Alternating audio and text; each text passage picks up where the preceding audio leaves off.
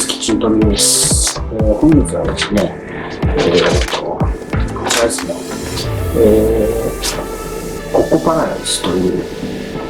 養鶏場なんですけど、そちらのこの卵を使ってね、料理をしようかなと思っています。ここはね、神奈川の足柄にある養鶏場で、平飼いで、自然に近い状態で飼育をされている養鶏場の卵ですね。以前にちょっと仕事でお伺いしたんですけど、それから結構ね日にちが経っちゃって、その時いただいた卵がね実は食べちゃって、美味しかったんで、なのでちょっともうそこからちょっと仕事が忙しくてなかなか、手に入れることができなくて、やっと時間もあり卵も手に入ったので、ちょっとこれを使って料理をしちゃおうかなと思っています。今日は一応ねこちら生で食べてもらうのが一番いいって言われてたんですけど、ちょっとね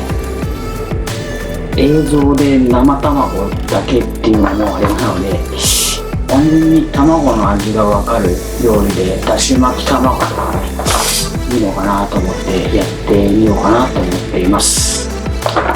というわけでだし巻き卵を作っていきたいと思います。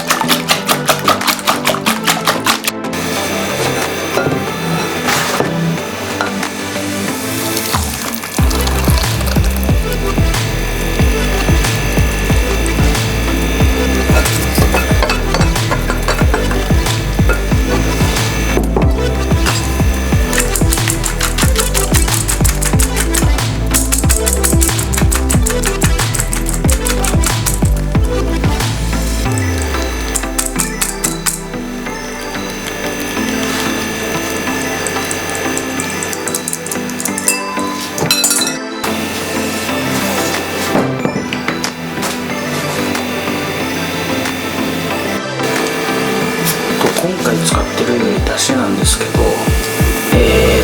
水だしのだしを使ってます。分量は基本的にお好みなんですけど、一応これ入れてるのが昆布と、かつおの厚削りと、あといりこですね。基本的に好みで昆布が強いのが好きであれば昆布を多めにしたりとか、かつおが好きな人はかつおを強くしたりとかでいいと思います。一応ね最低でも一晩水につけて冷蔵をしておけばいいかなと思います。。他にもいろいろ料理に使えるので、試してみてください。